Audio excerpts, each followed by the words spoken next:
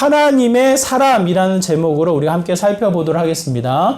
열왕기상 13장을 보면 세 사람의 이 인물이 나옵니다. 한 사람이 누구냐면 우리가 지난주에 살펴보았던 여로보암 왕. 하나님의 은혜, 하나님의 말씀이 임하여서 그 10지파의 왕으로 세움을 얻은 여로보암에게 하나님이 기회를 주셔요. 말씀대로 이 나라를, 이 지파를 다스리면 분명히 그 왕권을 지키겠다. 그 나라를 형통하게 하겠다. 약속을 하셔요. 그럼에도 불구하고 여로보암이 취하는 방식은 무엇입니까? 하나님의 말씀을 뒤로하고 어떻게 해요? 자기 마음대로, 자기 멋대로, 자기 생각대로, 자기 감정대로, 자신의 주어진 상황에 따라서 마음대로 행동을 하는 거예요. 결국은 하나님을 버리고 하나님의 말씀을 버리고 자기 마음대로 이 나라를 다스리고자 했던 여로보암 왕의 형태를 보게 되어집니다. 그 왕이 13장에서도 그대로 나타나고요. 그 13장에 이 여로보암 왕을 찾아가는 한 사람이 나옵니다. 그 찾아가는 사람이 하나님의 사람인 거예요. 이름도 언급되어져 있지 않고 어느 지파 사람인지도 소개되어 있지 않아요. 단 한 사람을 소개하며 이야기하기를 이와 같이 이야기합니다. 하나님의 사람, 하나님이 보내셔서 여로보암 왕을 만나게 하신 하나님의 사람인 것을 이야기합니다. 그리고 나서 10절까지는 이 하나님의 사람 두 사람이 나오는데 10절 이후 11절에서부터 33절에 이르기까지 또 어떠한 사람이 나오냐면 늙은 선지자가 나와요. 표현이 그래요. 성경에서 표현되어진 대로 어떠한 학문, 어떠한 배경, 어떠한 지파, 어떠한 일을 감당했던 사람으로 소개되어 있지 않고 늙은 선지자라고 이야기하며 누구를 방해합니까? 누구에게 거짓말을 해요? 누구를 속여요? 여로보암을 찾아가서 하나님의 말씀을 전한 누구요? 하나님의 사람을 회방하고 하나님의 사랑을 속여나가는 형태를 취하게 됩니다. 이 세 사람이 나오게 되는데 이 세 사람을 통해서 우리가 볼 수 있는 것은 하나님의 마음이 어떠한지를 우리가 보게 되어집니다. 한번 생각해 보세요. 말도 듣지 않고 하나님이 주신 말씀을 어기고 하나님을 버린 여로보암이 예쁠까요? 안 예쁠까요? 어떻게 생각하세요, 여러분? 왜요?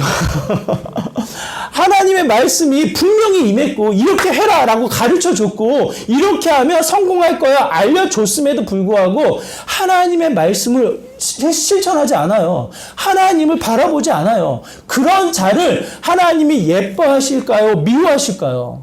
어때요? 분명히 하나님은 미워하시지 않을까? 하나님은 그를 심판하지 않으실까? 이런 생각이 들어요.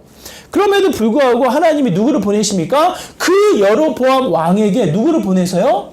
하나님의 사람을 보내게 됩니다.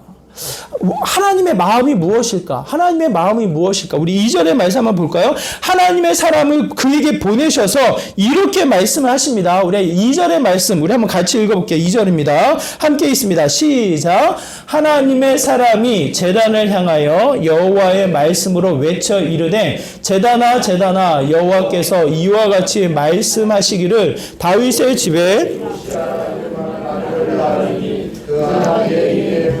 산당 제사장을 내 위에서 제물로 바칠 것이요 또 사람의 뼈를 내 위에서 사르리라 하느니라 하고.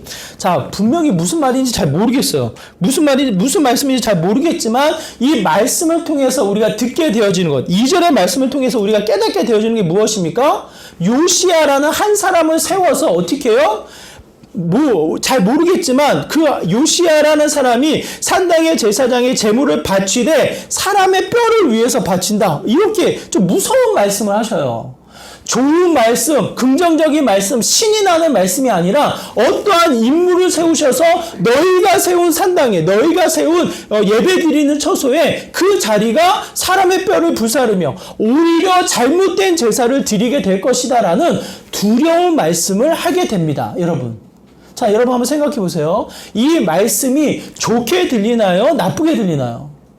긍정적으로 들리나요? 부정적으로 들리나요? 만약 이 이야기를 여로보암 왕이 들었다면 기분이 좋을까요? 나쁠까요? 여러분 생각해 보세요. 분명히 이 말씀을 들었을 때 기분이 나쁜 거예요. 본인이 세운 베델, 본인이 세운 단의 이 제사장 앞에, 제단 앞에 본인이 원하는 제사가 아니라 뜬금없이 사람의 뼈, 그리고 본인이 생각하는 사람도 아닌 엉뚱한 사람이 와가지고 제사를 드릴 것이다. 그 제사가 마치 우리를 죽이고 우리를 제물로 여겨 하나님 앞에 제사를 드리는 형태가 될 것이다 라는 두려운 메시지를 하는 거라고요. 그러면 이렇게 이 상황을 보면 여로보암은 죄를 지었죠. 하나님이 보내는 하나님의 사람을 통해서 무서운 메시지를 전하고 있죠. 그런 이러한 상황을 보면 하나님의 마음은 어떻게 느껴지십니까? 여러분? 아하, 하나님은 여로보암을 심판하길 원하시는구나. 여로보암을 혼내길 원하시는구나. 여로보암을 어떻게 해서든지 두렵게 만들길 원하시는구나. 하나님은 무서운 분이시네. 이와 같은 마음이 드나요? 어때요, 여러분? 그렇죠. 여로보암에게 두려운 말씀을 전하기 위해서 하나님의 사람을 보낸 하나님의 마음을 우리가 생각해 본다면 어떠한 마음일까? 여러분 기억하시기 바라요. 분명히 성경은 우리에게 이와 같이 말씀을 합니다. 빈칸에 무슨 말씀이 들어갈까요? 빈칸에 들어가는 말씀을 한번 같이 읽어볼까요? 하나님은 뭐뭐이시다. 하나님은 무슨 뭐뭐가 들어갈까요? 하나님은 심판이시다. 하나님은 두려운 존재이시다. 하나님은 뭐예요? 사랑이시다. 맞아요? 제가 설명드린 거랑 전혀 다른 이야기를 하시네. 맞아요, 여러분? 하나님은 어떠한 분이십니까? 하나님은 어떠한 분이셔요? 무서운 분. 하나님은 내 죄를 심판하시는 분. 어떻게 해서든지 내 죄를 지적하시고 혼을 내시며 두렵게 하시는 분이 여호와 하나님이셔요? 여러분 그렇지 않아요. 하나님은 사랑이시다. 요한일서 4장 8절의 말씀이 이와 같습니다. 우리 요한일서 4장 8절의 말씀 한번 같이 읽어볼까? 함께 있습니다. 시작. 사랑하지 아니하는 자는 하나님을 알지 못하나니 이는 하나님은 사랑이심이라. 여러분 생각해 보세요. 만약 여로보암을 혼내길 원하셨다면, 여로보암을 심판하기를 원하셨다면 하나님이 굳이 하나님의 사람을 보낼 이유가 있습니까, 여러분? 한번 생각해 보세요. 잘못한 사람 잡아가면 끝나는 거예요. 잘못한 사람 심판하면 끝나는 거예요. 잘못한 사람 죄의 값에 맞춰서 어떻게 해요? 그대로 형벌을 내리시면 끝나는 거예요. 굳이 본인이 이 사랑하는 하나님의 사람을 보내가지고 그 메시지를 전할 필요가 있습니까? 없습니까? 있어요? 없어요? 여러분 생각해 보세요. 우리가 가끔 이런 생각이 들어요. 엄마가 그냥 듣기 싫은 소리, 뻔히 아는 소리를 계속하고 잔소리를 하고 나를 혼내면 내 마음이 무슨 마음이 들어요? 내가 주워왔나? 엄마는 나를 미워하나? 엄마는 나를 정말 싫어하나 봐. 이런 생각이 들어요, 안 들어요? 만약 아무 생각을 없는 아이들은 그렇게 생각하면 안 되는데. 무슨 말이에요?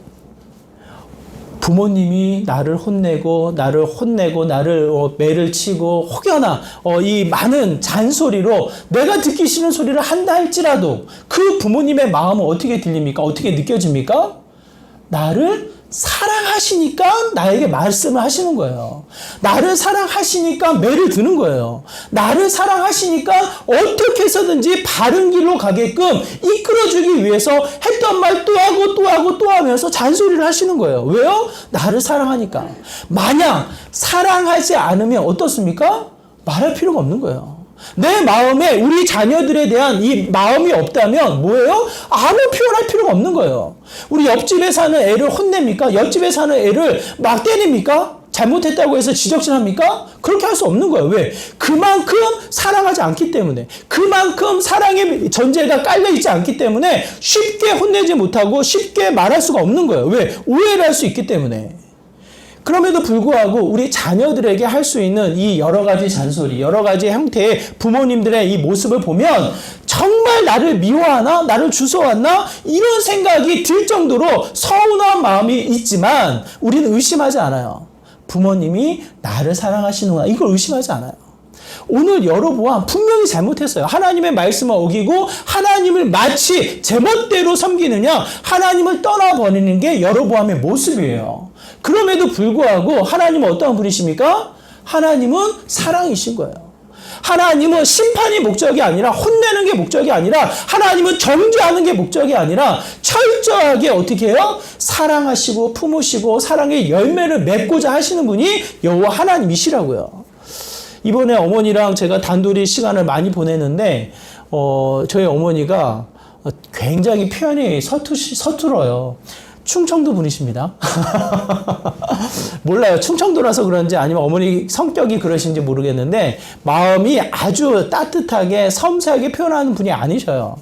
그런데 이런저런 얘기를 하다가 지난해가 아니라 한참 전에 예전에 가장 속상한 일이 뭐냐고 물어봤더니 속상한 일이 본인이 믿었던 사람에게 돈을 이렇게 뺏겼다고 그러더라고요. 얼마라고는 말씀 안 하시는데 꽤 큰 돈을 신뢰하고 투자를 했는데 그 돈을 못 받고 지금까지 못 받고 뺏겼다고 하시더라고요. 그래서 그 돈이 그렇게 아깝냐고 제가 이제 여쭤봤더니 그 어머니 하시는 말씀. 내가 진짜 속상한 것은 그 돈을 아껴가지고 투자하느냐고 우리 애들에게 용돈 주지 못한 거, 우리 애들에게 필요를 채워주지 못한 게 너무 아쉽다고, 너무 속상하다고. 그 자녀들에게 해주지 못한 것에 대한 마음을 가지고 이 돈을 받지 못한 것에 대한 서운함이 아니라 그것을 하기 위해서 우리 애들을 어렸을 때 제대로 해주지 못한 것에 대한 이 속상함을 이야기하시더라고요.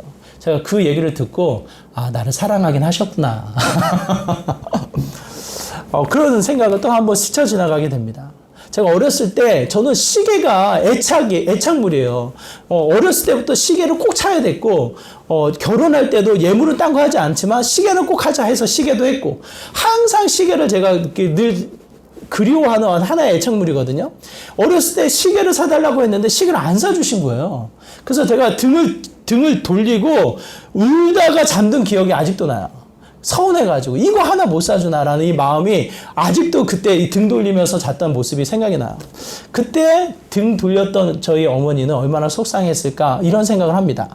그 순간은 몰랐죠. 그 순간은 울었죠. 그 순간은 서운했죠. 그 순간은 이것 하나 이러한 이 서운함이 있었죠. 그럼에도 불구하고 지난 시간의 흐름을 통해서 다시 한번 깨닫는 것은 정말 나를 사랑하셨구나. 여러분 기억하시기 바라요. 하나님은 심판이 목적이 아니세요. 하나님은 여러분을 괴롭게 하는 게 목적이 아니셔요. 하나님은 여러분을 힘들게 하는 게 목적이 아니셔요. 분명한 것은 나의 사랑을 알도록 뜨거운 나의 사랑을 절실히 깨닫도록 그 상황 속에서도 누구를 보냅니까?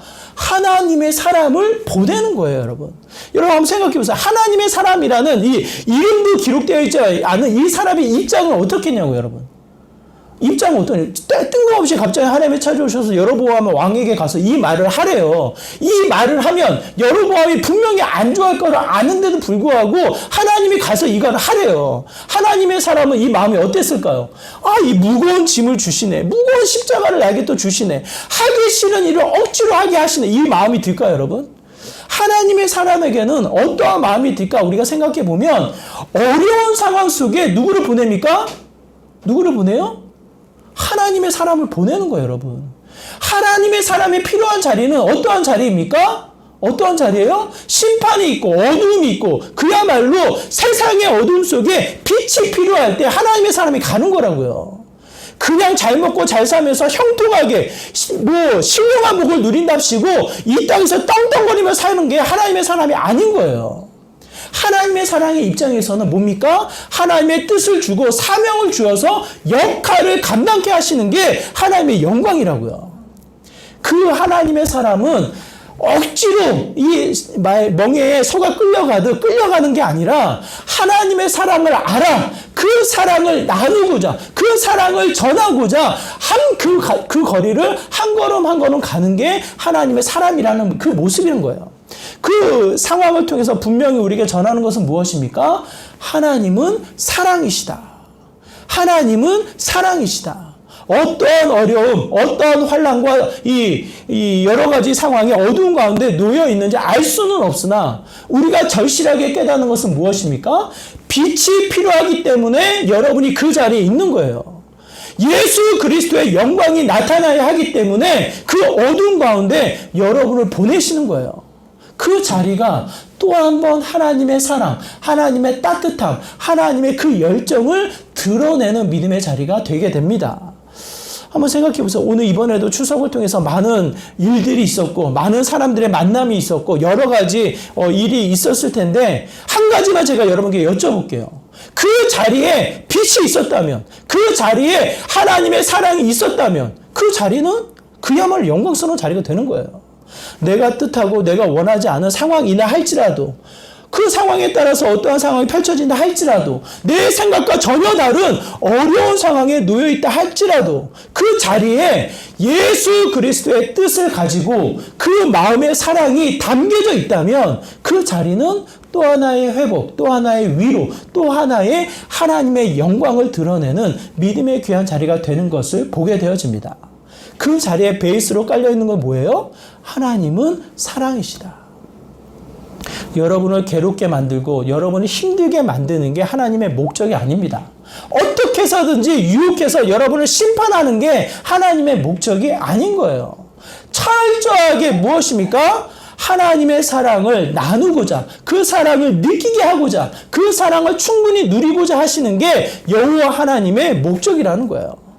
저는 서울에서도 많은 사랑을 받았고 또 여러 교회를 통해서도 많은 분들을 통해서 사랑을 받았지만 또 하나 느끼는 것은 이 자리를 통해서 하나님이 세우셨고 이 청주라는 이 외딴 곳에서 또 한 번의 하나님의 역사를 보게 되는 거예요.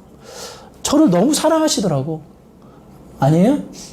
야, 이 썰렁함을 제가 어떻게 받아들여야 되지?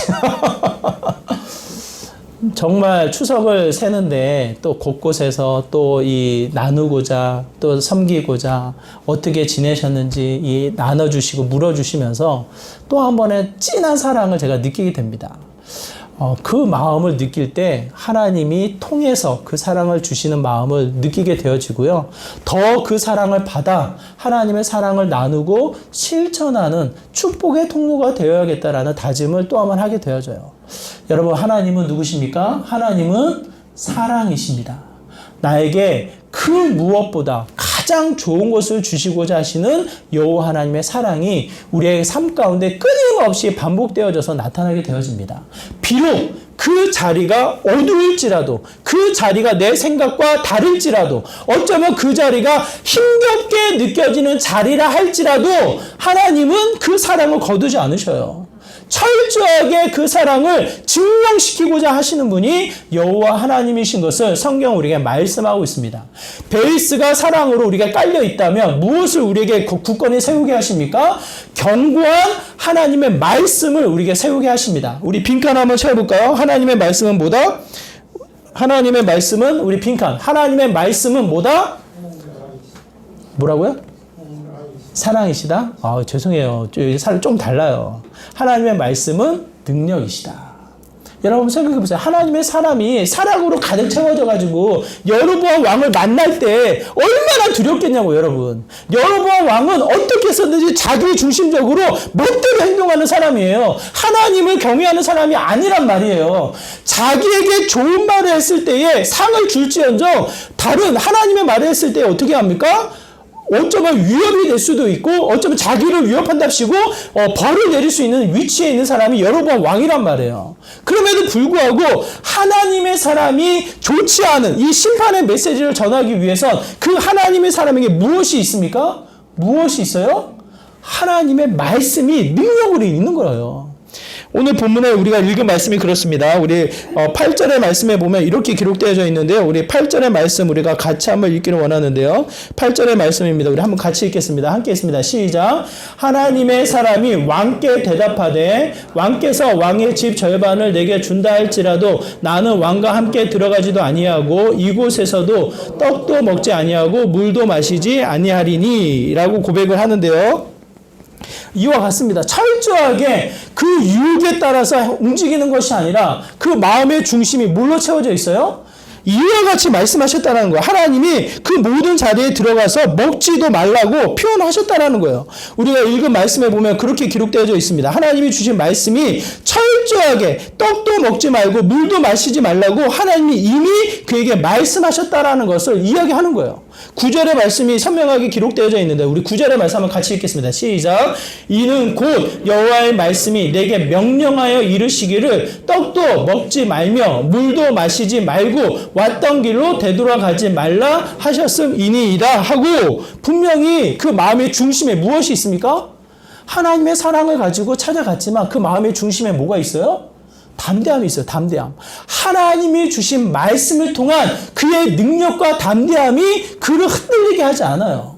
그 말씀을 통해서 주어진 상황을 감당해 나가는 이 모습을 우리가 보게 되어집니다. 우리 아이들에게 여러분 기대하는 게 무엇입니까? 우리 아이들 그냥 정말 당당하게 이 세상을 살아가는 모습 기대하지 않습니까? 그냥 보는 사람들마다 주어진 상황에 맞서서 고개를 숙이며 비비며 이 자신의 마음을 다 내려놓고 살기를 원하세요, 여러분? 우리 아이들이 이 세상을 어떻게 살기를 원하시냐고요. 어두운 가운데 쫓겨 살기를 원하십니까? 분주한 상황 속에 여러 가지 일들로 치여 살아가기를 원하십니까? 그렇지 않잖아요. 세상이 녹록지 않다는 거 여러분 너무도 잘 아시잖아요. 이 세상에 우리 아이들이 그냥 굳건히 세움을 얻도록 그 마음이 꺾이지 않고 어떻게 해요? 그 꺾이지 않는 마음으로 주어진 삶을, 주어진 일을 좀 전진해 나가는 삶이 되기를 바라는 거잖아요. 물론 이게 나중에 많은 돈을 벌고 성공을 하고 높은 위치에 올라가서 정말 이 형통한 삶을 살면 좋겠다. 뭐 여러 가지의 이 목적도 좀 나타날 수 있지만 우리 아이들의 근본적인 모습, 무슨 일을 하든지 간에 비굴하지 않게 당당하게 떳떳하게 살아가기를 바라는 게 우리 아이들의 모습 아니겠습니까? 우리 아이들도 마찬가지잖아요. 그냥 고개 푹 숙이며 살아있지만 마치 죽은 것처럼 자신의 생각을 제대로 표현하지 못하고 비굴하게 살아가는 모습 정말 상상하기만 해도 너무 마음이 답답하잖아요. 여러분 기억하세요. 우리 아이들이 떳떳하게 당당하게 능력 있게 살아갈 수 있는 건 분명합니다. 분명하게 제시되어져 있고 수많은 사례들이 있어요. 그게 뭡니까? 여러분 기억하세요. 66권의 말씀만 철저히 우리 아이들의 마음속에 새겨져 있으면 우리 아이들의 마음속에 생각의 거리가 66권의 지혜로 채워져 있으면 세상이 가만두지 못해요. 세상이 어떻게 합니까? 그들을 무서워해요. 세상이 그의 위험을 따라갈 수밖에 없어요. 왜 그렇습니까? 이 땅을 지으신 하나님의 지혜, 하나님의 능력, 하나님의 말씀이 함축되어져서 이곳에 담겨져 있기 때문에 지금도 이 말씀이 살아서 죽어있는 말씀이 아니에요. 죽어있는 말씀이면 공부하기가 너무 쉬워요. 왜? 달달달 외우면 끝나. 왜? 66권이 죽어있는 말씀이라면 이 66권 안에 모든 것이 멈춰있기 때문에. 근데 이 말씀이 살아있다고 표현을 해요. 지금도 곳곳에서 이 말씀의 영향력이 나타나요. 과학에서 철학을 비롯해서 사회에서 모든 공동체에 이 말씀이 나타나요. 사회복지의 개념이 어디에서 나왔을까요, 여러분? 사회복지의 개념이 인간이 선에서 서로를 돕기 위해 이 많은 사람들이 더불어 살기 위해 사회복지라는 개념이 나왔을까요? 그렇지 않아요, 여러분. 인간이 얼마나 이기적인데요. 얼마나 인간이 이 마음속에 내가 잘 살기 원하지 다른 사람이 함께 잘 살기 원하는 것을 원하지 않는단 말이에요. 우리의 근본에서는 그게 나올 수가 없어요. 결국 모든 이 이치, 이 세상을 다스리고 있는 이 모든 가치가 무엇으로부터 비롯되어지는지를 살피면 성경의 가치에서 비롯되어지는 것을 보게 되어집니다.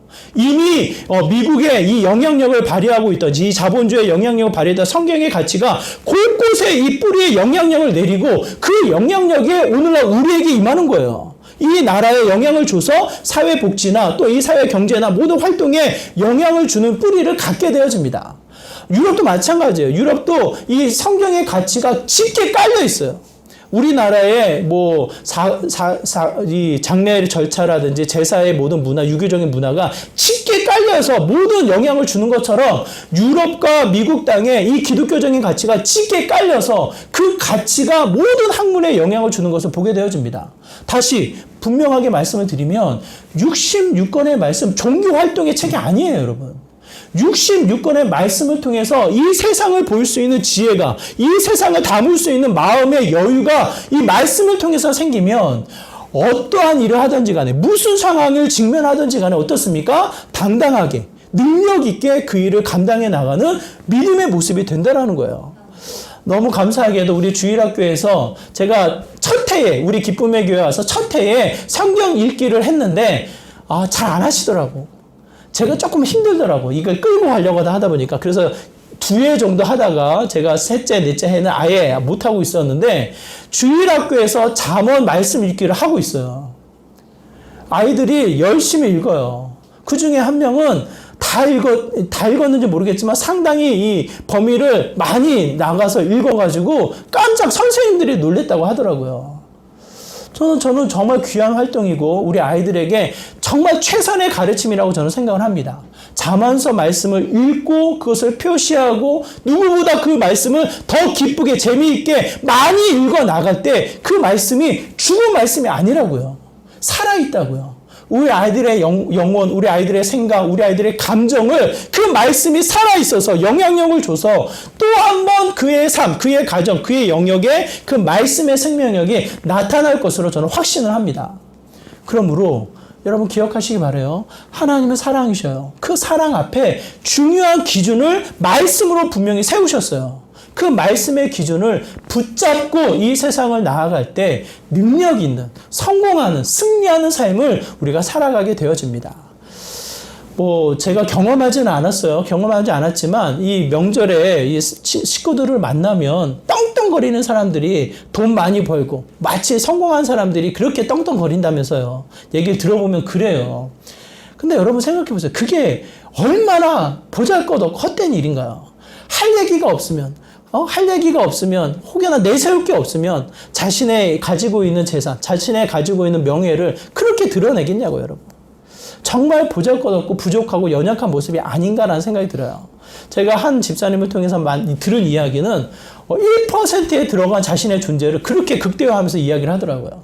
경제적인 이 소유나 자신의 위치에 대해서 대한민국의 1%에 들어가는 존재라고 좋지 않게 얘기를 했어요. 감히 나에게 이런 표현이었어요. 그래서 제가 참 그 얘기를 듣고 정말 하나님을 믿는다는 분이 그렇게 내세울 게 없나? 그렇게 자랑할 것이 없나? 자신의 소유와 자신의 위치를 드러내며 그렇게 드러내면 그분이 높아집니까? 그분의 소유가 이 은혜롭게 느껴집니까? 그렇지 않잖아요. 정말 보잘것없는 인생이구나라는 것밖에 느껴지지 않아요. 반대로 하나님의 말씀, 하나님이 주신 지혜가 내 자신도 모르게 하나 둘씩 흘러나올 때 놀라운 하나님의 일하심을 보게 되어집니다. 저는 저와 여러분이 그와 같은 하나님의 사람으로 불림받기를 원해요. 하나님의 사랑으로 가득 채워서 말씀의 능력으로 감당해 나가는 믿음의 삶. 이 삶이 어떻게 나타납니까? 세상의 유혹, 세상의 수많은 거리에 비교할 수 없는 철저한 하나님만을 붙잡아 나가는 삶이 된다는 거예요. 우리 마지막으로 한번 빈칸을 채우면서 함께 고백하기를 원합니다. 한번 같이 읽어볼까요? 하나님은 세상의 어떤 것과 뭐예요? 비교할 수 없습니다. 철저하게 하나님은 그 무엇과 비교할 수가 없어요. 여로보암 왕이 이 하나님의 사람을 구슬립니다. 이 설득을 합니다. 우리 같이 성으로 가자. 당신에게 예물을 주겠다. 나한테 좋지 않은 말을 했지만 그럼에도 불구하고 당신이 다시 나에게 축복을 한다면 이 말을 되돌려서 하나님의 축복을 나에게 준다면 뭐예요? 예물을 주겠노라고. 그때 이 하나님의 사람이 뭐라고 이야기합니까? 우리가 아까 읽었던 8절의 말씀인데요. 이와 같이 이야기합니다. 이 7절 왕이 이렇게 이야기합니다. 왕이 하나님의 사람에게 이르되 나와 함께 집에 가서 쉬라. 내가 내게 예물을 주리라. 8절 우리 한번 같이 읽어볼까요? 하나님의 사람이 왕께 대답하되 왕께서 왕의 집 절반을 내게 준다 할지라도 나는 왕과 함께 들어가지도 아니하고 이곳에서는 떡도 먹지 아니하고 물도 마시지 아니하리니. 철저하게 말씀의 기준을 세우고 가치를 붙잡고 있던 이 하나님의 사람은 그의 예물, 그의 유혹, 그의 요청을 어떻게 합니까? 단번에 거절합니다. 세상과 비교할 수 없는 거예요. 하나님을 뭐랑 비교하겠어요, 여러분? 누가 찾아와요, 속삭여요. 교회 가지 마. 교회 가지 않으면 로또 복권을 당첨시켜줄게. 속삭여. 당장에 오늘 교회 가지 않고 오늘 하루만 공부해. 오늘 하루만 공부하면 수능 잘 보게 해서 좋은 대학교 들어가게 해줄게. 속삭여요. 그때 여러분 하나님과 비교해서 재물을 붙잡겠습니까? 인류 대학을 붙잡겠습니까? 세상의 성공을 붙잡겠습니까? 비교할 수 없는 거예요. 단번에 주어진 소유, 단번에 주어진 명예는 뭐예요? 반드시 그 마지막 끝이 있습니다. 비참한 끝이 있어요. 하지만 영원하신 하나님을 우리가 붙잡고 나아간다면 어떻습니까? 그 어떠한 유혹에도 주님만을 붙잡고 철저하게 주님의 말씀을 지켜 행한다면 하나님의 영광, 하나님의 영원한 가치가 우리가 허락되어지는 것을 보게 되어집니다. 저는 저와 여러분이 그 은혜를 누려나가는 믿음의 귀한 자리가 되기를 간절히 소망합니다. 서울대 졸업했다고 해서요, 다 성공하는 거 아니더라고요. 높은 자리에 올라가신 분이 그 자리에 영원토록 있지 않더라고요. 그냥 몇 년 지나면 또 내려와서 그 높은 자리에 있던 이 영광을 잊지 못하고 스스로 비참한 삶을 살아요. 내가 예전에 이랬는데, 맨날 그 얘기하면서 그 어느 순간에 영광만을 생각하며 남은 시간들은 미련을 두고 후회를 두고 그때를 생각하며 온전한 삶을 온전히 누리지 못해요. 우리는 어떻습니까? 우리는 영원한 삶을 기대하는 자입니다. 영원한 삶을 소망하며 이 땅에 소망을 두는 것이 아니라 하나님의 영광, 하나님의 소망을 품고 나아가는 하나님의 사람인 거예요. 그것이 곧 참 영광과 가치를 누리는 믿음의 복된 삶이 되어집니다. 여로보암을 통해서 하나님 사람을 보냈을 때에 심판을 주기 위해서, 정죄를 주기 위해서 이 하나님 사람을 보낸 것이 아니라 하나님의 숨겨진 마음을 우리 모두에게 선명하게 보여주시는 거예요.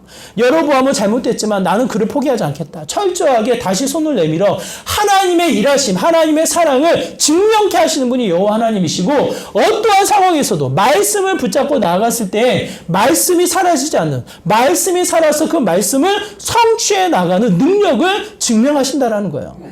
더 나아가 세상과 비교되지 않는 하나님의 가치, 하나님의 영광을 저와 여러분에게 약속하셨습니다. 그것을 예수 그리스도의 십자가를 통해서 선명하게 증명하셨습니다. 저는 저와 여러분이 하나님의 사람으로 그 은혜를 함께 누려나가는 믿음의 모습이 되기를 간절히 소망해요. 정말 우리 부모님은 나를 사랑하시는구나. 부모님이 주시는 말씀이 정말 흩어지고 사라질 것이 없구나. 이렇든 저렇든 나를 위해서 하시는 말씀이구나. 부모님의 가치를 알아 그 부모님에게 정성 들여 진정한 마음으로 효도하는 것이 또한 자녀된 모습이구나 라는 걸 깨달았을 때에 하나님 앞에 우리들의 관계도 동일한 것을 선명하게 우리에게 증명하십니다. 하나님 우리를 사랑하시고요. 지금도 우리에게 분명한 말씀을 우리가 허락하십니다. 그 말씀을 붙잡고 여러분의 인생을 채워나갈 때 그 자리는 뭡니까? 하나님의 영광, 하나님의 은혜, 하나님이 약속하신 하나님 나라의 그 기쁨과 평안이 우리가 허락되어질 것을 분명히 성경 우리에게 말씀하고 계십니다. 하나님의 사람이 되어 다시 한번 그 은혜를 저와 여러분이 충분히 누리고 다시 한번 이 세상의 어두운 가운데 빛으로 드러내는 믿음의 복된 삶 되시기를 주님의 이름으로 축원합니다. 우리 말씀을 기억하면서 함께 기도하기 원하는데, 하나님, 하나님의 사람으로 우리가 세워지기 원합니다. 우리 자녀들이 세워지기 원합니다. 우리 추석에 맞이했던 이 수많은 우리 친척, 우리 부모님들이 하나님의 사람으로 세워먹기를 원합니다. 하나님의 사랑을 깨닫게 하여 주시고 말씀의 능력을 더하여 주시고 다시 한번 주님만을 붙잡아 하나님의 영광을 취해 나가는 믿음의 복된 삶이 되게 하여 주시옵소서라고 이와 같은 마음으로 함께 기도하며 나가도록 하겠습니다. 기도합니다. 하나님 아버지, 이 시간 주의 거룩한 백성들 주님만을 따라 주님을 온전히 닮아 나아가는, 하나님만을 쫓아 나아가는 믿음의 귀한 삶이 되기를 소망합니다. 세상의 이 헛된 가치에 우리가 쫓기지 않게 하시고 치이지 않게 하여 주시고 철저하게 주님의 사랑 앞에 말씀을 붙잡고 하나님의 영광을 취하여서 하나님의 사람으로 세움받아 나아가는 믿음의 귀한 자리가 되기를 소망합니다. 우리들부터 새롭게 하여 주시고 변화되게 하여 주시고 더 나아가 우리 믿지 않은 우리 가족들, 친척, 이웃, 형제, 자매들, 우리 부모님들 주님 기도합니다. 의지합니다. 의탁합니다. 주님께서 찾아와 주셔서 하나님의 영광을 더하여 주시고 하나님의 사람으로 세워주시고 어떠한 상황에서도 주님의 사랑을 놓지 않고 참 위로와 평안을 누려나가는 믿음의 복된 삶이 되게 하여 주시옵소서. 주님,